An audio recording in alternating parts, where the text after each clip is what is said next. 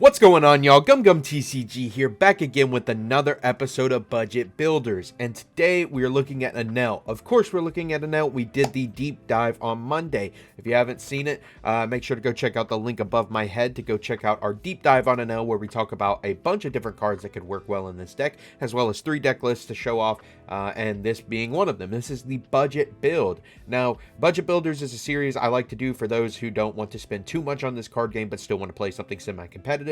And this is my list for Enel. You know, I try to keep these lists under $50.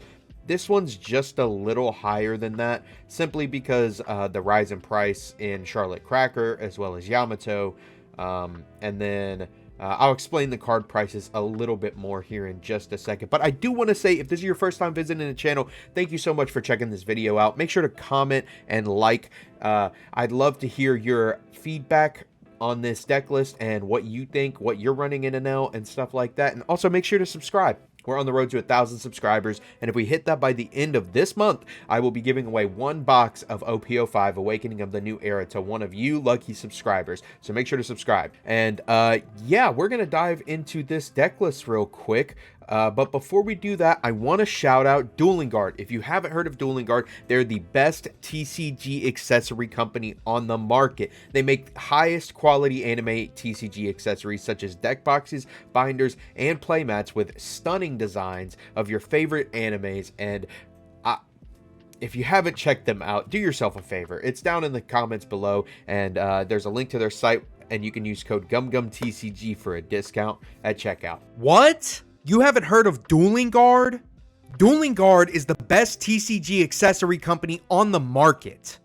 They have high quality deck boxes, binders, and playmats made for people who enjoy playing and collecting trading card games in style. They have tons of designs based off of fan favorite animes such as One Piece, Bleach, Full Metal Alchemist, and many more. They hit the ground running earlier this year, making high quality TCG accessories with beautiful designs that have sold out many times. So if you haven't picked up any of their products, make sure to do so before they sell out again. I have a few deck boxes and playmats from them already, and can attest to how they don't cut any corners when it comes to quality, performance, and design. I highly recommend their products and use them every time I play cards. Be sure to check the description below for a link to their site and use code GumGumTCG for a discount at checkout. Let's go ahead and jump into this. So if you don't know what Enel does, he's a 5,000 power yellow leader with the Sky Island typing. However, he only has 4 life. That's strange for being a single colored leader, but there's a reason for that. He basically has 5 life. If not, well, many more life than that, actually. So, on opponent's turn, once per turn, when your life hits 0, you can add the top card of your deck to your life, then you discard a card from your hand. So, you can only do it once per turn on your opponent's turn, but when they would take away that last life card from you, you basically just get another one. So when you're at 1 life card, you're basically at 2, and instead of 2 hits to kill you, it would take 3.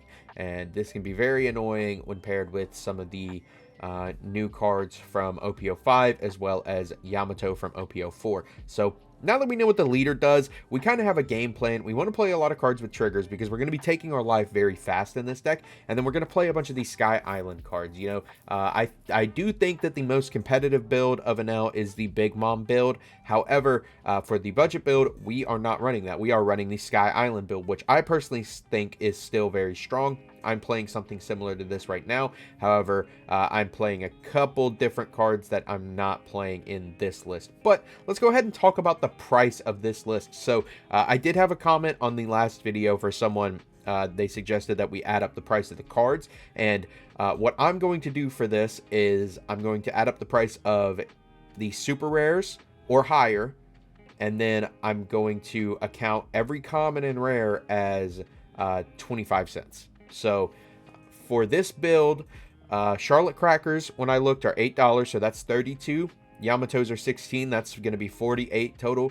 Enels are $2, so that's 54 so far. And then we have a whole bunch of commons and rares, and if we add this up, we get about 10 extra dollars on top for commons and rares. And that's saying if they're 25 cents a piece. I know not all of them are. I mean, some of them are like 1 to 2 cents, You know, like, I'm just saying, on average, most commons and rares don't go past 25 cents. So that's what we're going to do. And we're also going to assume that you're buying these from a local store and not something like TCG Player, where you have to pay shipping.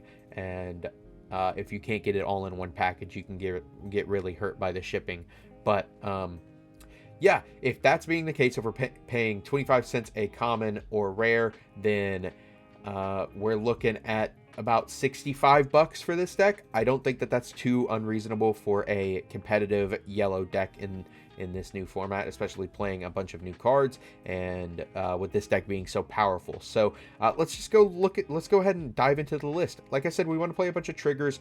We don't have too many, but we're playing some good ones that we have access to, and one of the best ones being Charlotte Cracker. Like I said, we're going to be taking our life very early in this deck. I think it really depends on the matchup. If you're playing against purple, you usually don't take that first hit, because on turn 2 they're going to drop Law and hand rip you, but most other cases we're taking almost all of our life immediately through hits. Sometimes we'll counter, but most of the time we're just going to take it so that we can hit Charlotte Cracker out of life and then maybe get that double attack on our opponent. Next, we're also playing 4 Beige for 2k counter, as well as that crazy trigger to stop an attack. We're playing 4 9 cost Yamato to heal when we get down to 1 life and be able to pop a card, as well as, get a big ass beater on the field. This card's incredible. I played Queen for all of set 4, and I love Yamato. This is one of my favorite cards. Next, we're on 3 copies of Rush Enel. I do think this card's great. However, I don't think it's great enough to run 4. I was even thinking of only running 2. But I do think it is very powerful. The only downside to this card, of course, being that if Monkey D. Luffy character is on the field, that his effect does not work. Next, we're playing 4 copies of Ohm, and I'll go ahead and mention it. We are playing 4 copies of Holy so that we can see them off of the Ohm and play them, get 2 bodies for 1, and then also, once we get down to 2 life or less, have a 6k beater. That'll be nice for those Whitebeard and Red-Purple Luffy matchups. Speaking of another 6k beater, we have Gidatsu. This card's amazing. It's like a mini Yamato. It pops what your one of your opponent's characters with a cost equal to or less than their life total. So yeah, pretty good card. We're also playing Satori as another 2k counter. It also has a trigger to trash a card and play it. So if we need an extra beater, we can have it. But most of the time, we're just going to be using this for 2k. And then we are playing 4 copies of Shura in the deck. This is going to be our Searcher. Has the trigger to play itself. Looks at 5 cards. Takes a Sky Island. I think it's pretty good. We could play Upper Yard, but I don't like that card only getting a one-time search. I guess this only gets a one-time search, but it's also a body. If we have the Dawn, we could always put it on here. You can't do that with the Upper Yard card. Upper Yard card? Upper Yard field stage? I don't know. Next, we have Nora. This is just a 5/7. I know that in Big Mom and Katakuri decks, they like to play those vanillas, so I thought we could play one of our own. If we don't have Gidatsu, we're on a 5 Dawn curve, we could just drop this and get a nice beater on the field. Next, like I said, we are on 4 copies of Holy, and that's to play off of Ohm. And then we are also on 4 copies of Yama as another chump blocker, because we will need it. I would like to play Sanji in here, but it's too much. So I do think that this is a good substitute, being searchable and low-cost blocker. And then next, for some extra removal, we're on 2 copies of Thunderbolt. We are on 3 copies of El Thor for some extra defense. And then we are on 3 copies of 200 million Volt Amaru for some extra offense. And that's the list. I mean, it's pretty budget. Like I said, about $65. I think if you were to pay full retail for this, and if you paid like 25 cents a common or rare, which is what most stores do. So yeah, I don't think it's too bad. It's a little more pricey than some of our other budget builds that I've done. If you haven't checked those out, make sure to go check out the Purple Luffy budget builders, as well as the Sakazuki budget builder down in the comments or the description below. And yeah, without further ado, let's go ahead and jump into some games and see what we can't do with Enel. And here we are. We're waiting in a lobby, and we got queued up with Sakazuki right off the bat. I do think this might be a little bit of a tougher matchup, especially if we draw a hand like this, but I don't think it should be too hard of a time. We are on the 1 Dawn curve, which I don't like as much, but I do think it'll be okay. We'll have access to Gidatsu on turn 3 and be able to pop something. I do think this will be a tough matchup, though. Like I said, they just have access to so much removal, and our deck needs some kind of board presence late game. Hopefully, they won't have enough removal to get rid of 9-cost Yamatos consistently, and hopefully we will see 9-cost Yamatos consistently. But one of the reasons I play this Amaru card is simply for Rebecca and Borsellino, because I know that they're incredibly hard to deal with at times, and this is just a good way of dealing with them. And like I said, we don't really have anything right now, so I believe we're just going to go big into him. Let's see what he does. Maybe he'll give us a counter. Probably not. Put the man cherry on the field early.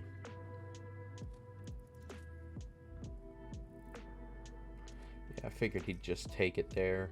I was hoping to get some counters, but I had a feeling he would not counter that. So this does seem to be a standard Sakazuki list so far, though. He is playing the Hinas to get off of Rebecca, and then he is also playing the Mancherries to help get some extra recursion. And there's brand new. Yeah, I can tell we're on a standard Navy build of Sakazuki. Nothing special here. So he's just gonna swing 5 at us. As much as I want to counter, like I said, we want to take cards just because it's hard to kill us. And like I said, there's that Borsellino. So I wish we had another way to deal with it, but Amaru might be our only way to deal with it. And we have to wait to use that until we get to 1 life. But I think it'll be fine once we get there. For now, I think our play would be to play Ohm and hope for a Holy, but I don't really want to pray for that, you know? Like, I'd rather get something guaranteed. So I do think Gidatsu might be the move here, just putting that on the field, getting rid of this Mancherry. It's either Gidatsu or Nora. I want to see if he's just going to block this. Yeah, figured. And I think we're going to go Gidatsu just to get rid of this Mancherry so that he doesn't have that recursion. But Nora might have been the better play to get a bigger body. I don't think it matters because he's going to pop this anyway. That's just what this deck does. He's going to put Rob Lucci on the field right here. Yeah, here goes minus the 3. And then he's going to play a Rob Lucci, shuffling back these cards.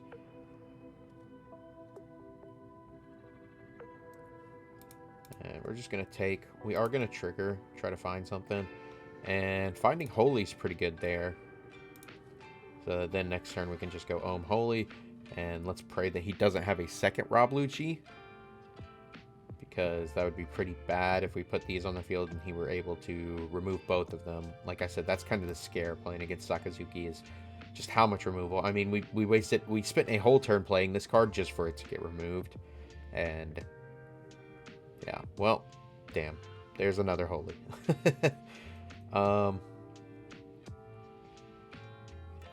We are at 7 Dawn here. I do think Ohm Holy is the right play. Yeah, I do think it's the right play. And let's just go big.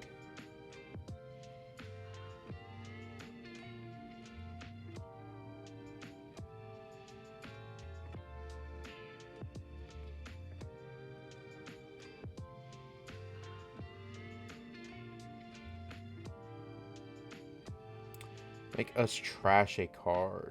It's pretty rude, but we can just get rid of one of these Holies. Maybe I should have kept the Holy and gotten rid of the Nora, just in case we see another Ohm, but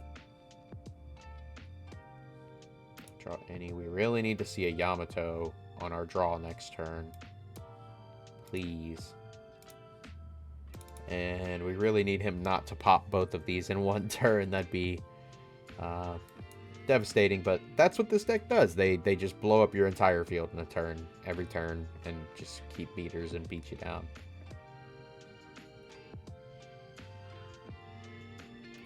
But like I said, this Amaru should help us in a minute when we need it, but if he's able to stick 2 Borsellinos, that's when it becomes a big problem.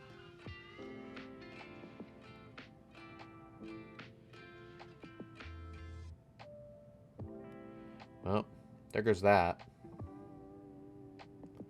Got rid of my good beater.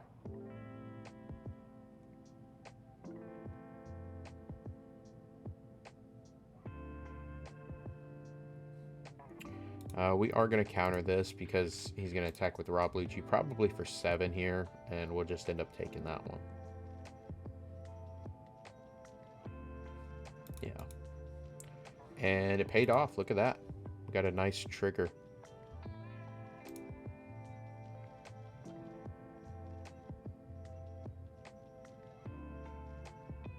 And wow, like I said, we wanted the Yamato off the top, and there she is. But unfortunately, it's not going to get a pop. However, we will get a heal, which is pretty huge. But I'm wondering if we even do that. If we just go Amaru onto Cracker, 1 Dawn on him to make him 10, rest in the Borsalino, hit for 10, double attack. I mean, I think that might be the play. And then drop a blocker and try and swing a little bit more. I think that is the play. So we've put 2. Yeah, I kind of want to make him 11 so that he has to trash almost his entire hand for it.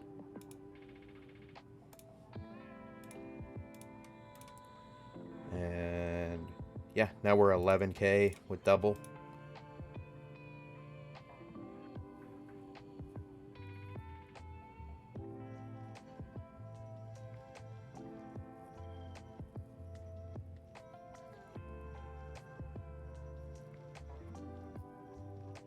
Yeah, trash the whole hand. I will take it.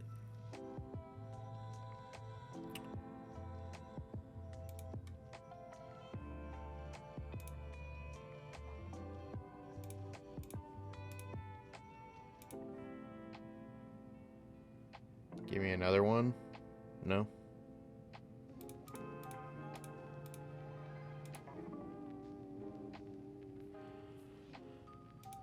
Yeah, I think we just attack again. I mean, get him down to 0 is fine. Kind of scared, though. He does have a lot of attacks coming. He'll have to get rid of this blocker somehow, but he still has a lot of attacks coming.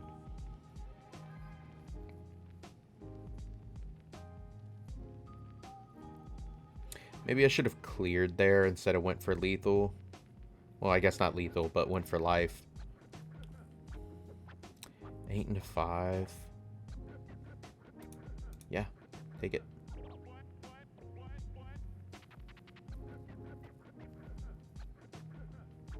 Just wondering what plays he has. Double Borsalino.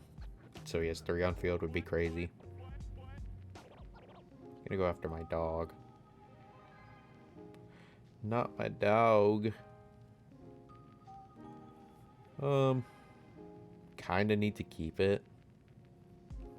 But I know we're not going to be able to. Even if I counter out of it. I don't even have to counter out of it. But if I block it, like... You know, I am going to block it. I'm going to make him have to either waste his Dawn to pop it or spend another attack on it.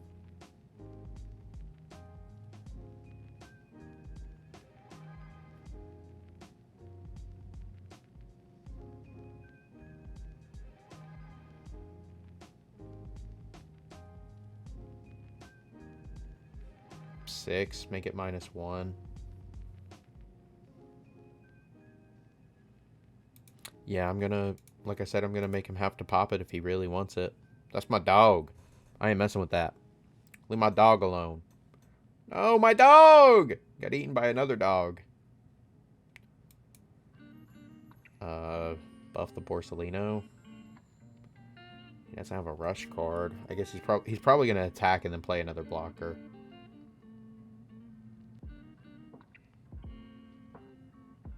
Yeah, that's pretty annoying.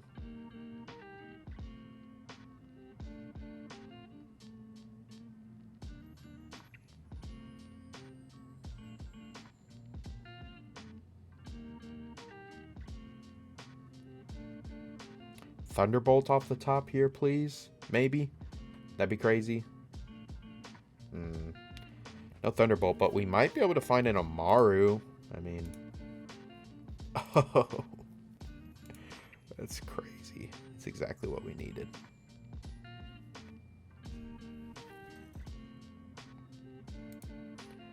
Yeah, I mean, I think this is what we have to do. We have to go this, rest Borsalino.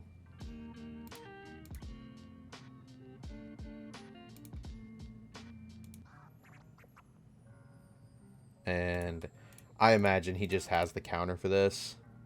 But I do think this is our only option.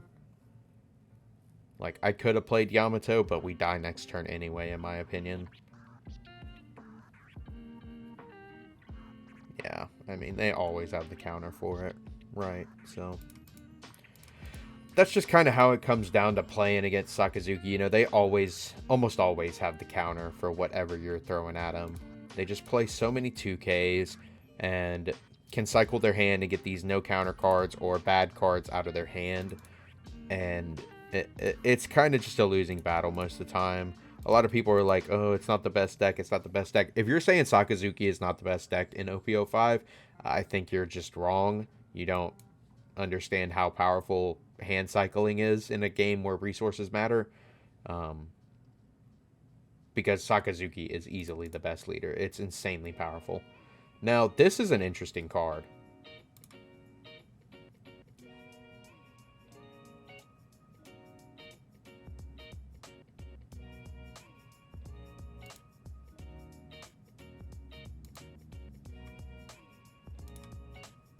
Got to get rid of that.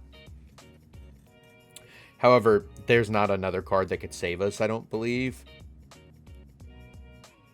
Like, it doesn't matter how much he loads up here. There's... I don't think there's another card that saves us in our deck. Even if it had a trigger. I just don't think there was. But, yeah, like I said, this kind of felt like a losing battle no matter what. When we sat down across from Sakazuki, they're just the best deck.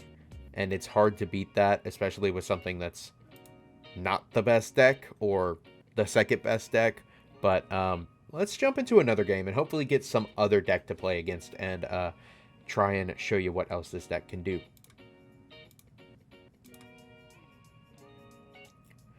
And here we are queued up for another lobby. These lobbies are hot lately because everybody's trying to test OP05 stuff, so it shouldn't take too long to get into one. But like I said, hopefully we won't find another Sakazuki.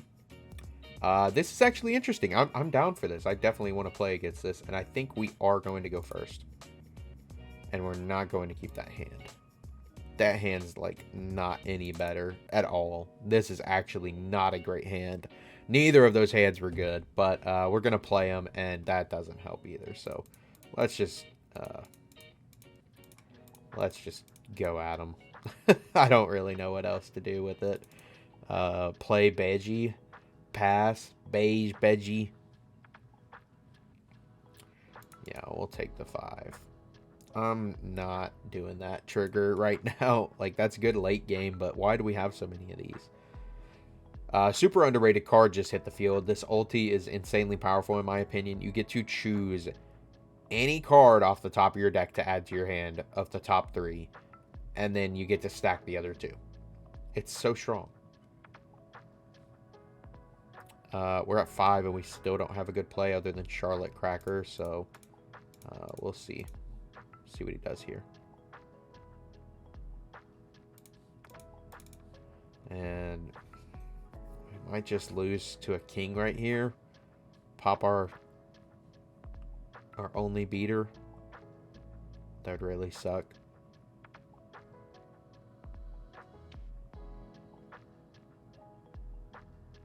We finally found Island. Trying to ramp.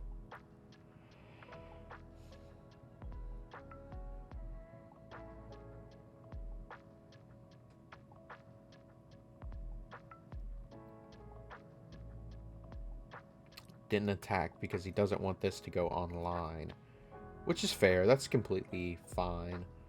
I understand it, but doesn't mean we're not going to attack with it. It's a beater, if nothing else.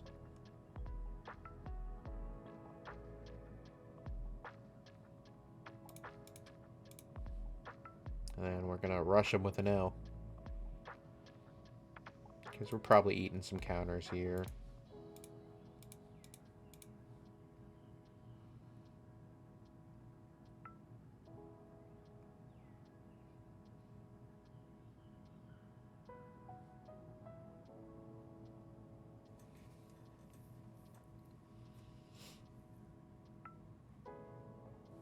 Hoping we can find a Yamato next turn. That'd be really good. That's kind of what we want to see on this curve. We want to find Yamato. The ideal curve is something like Gadatsu, Enel, Yamato, but cards don't always work out for you, as you can tell by our hand. Slim Shady looking not too hot today. I don't know. I mean, I feel like we're in a decent spot, but he's at what, 8? I'm gonna try and kill this. It's not even necessary. It's just a beater for now. Now he's at 9. I should not have let that die, actually, because now he's just gonna Kaido if he has it. Or Queen. Queen's not bad. That's actually really good. Our Amaru does not deal with 5 cost blockers. Only 4. Oh. Huh. I don't really want to trash the life, but I also don't want to give him 2 cards out of hand. Well, I guess I can give him a beige and a Gadatsu. The Gadatsu's not doing anything for us anymore.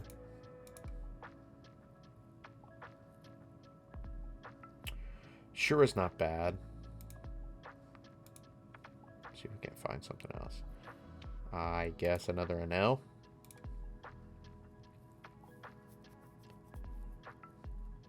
Yeah, another Enel.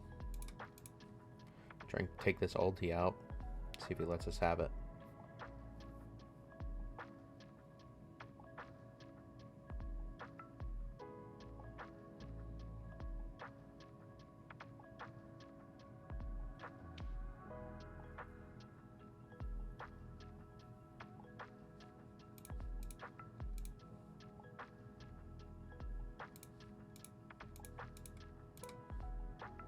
Do it again. Give me 2 more cards. No, that's fine. Probably expecting blue Kaido here.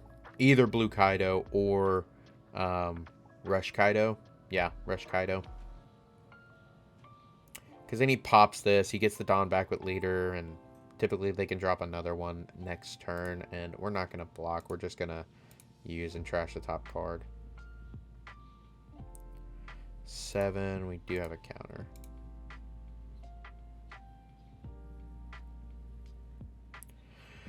Well, I wish we had something else, but I mean, I guess Amaru's not awful. Double Amaru. Let's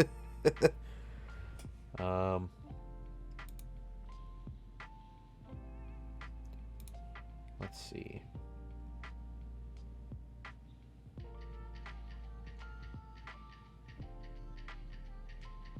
Give me those 4 Dawn to play with.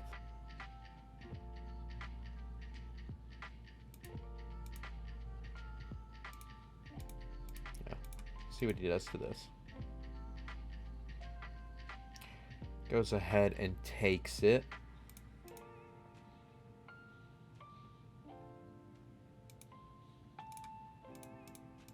Try 9.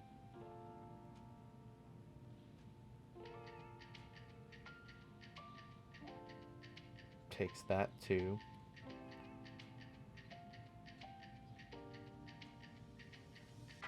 And then I think we go 2.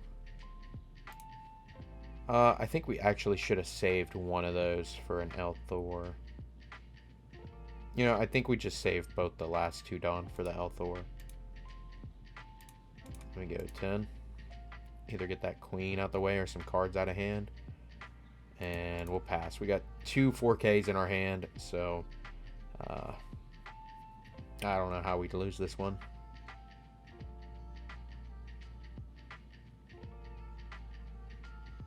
Another ulti.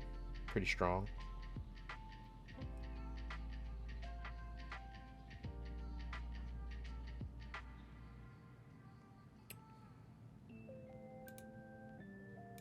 Yeah, I'll just trash the life. I'm not too worried about it. Blocker kid. And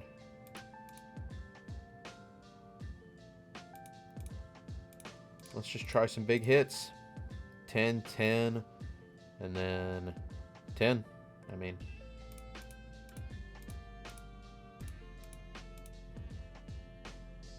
Sometimes Enel just goes crazy. Yeah, he just ran out of counter cards. Rush Enel's a pretty strong card, and especially when you're playing against a slower paced deck that can't hit you a lot of times. You know, they have to take a few turns to build up. I think that's when it that's when this deck really shines, and people call it the cockroach because it never dies, and I enjoy it a lot. I really do enjoy this deck. I think the budget build is pretty strong. You know, if you see the right cards, if you're able to see those Yamatos, it's really strong. We saw one that first game, we just did not choose to play it, but yeah, I hope you've enjoyed this video and a look at Enel's budget list that I made. And if you did, like I said, make sure to like this video, comment down below, let me know what you think, and make sure you're subscribed. Also, make sure to go check out Dueling Guard. I have the link in the description below, as well as code GumGumTCG you can use for a discount at checkout. And yeah, I'll see you all on the next one. Peace.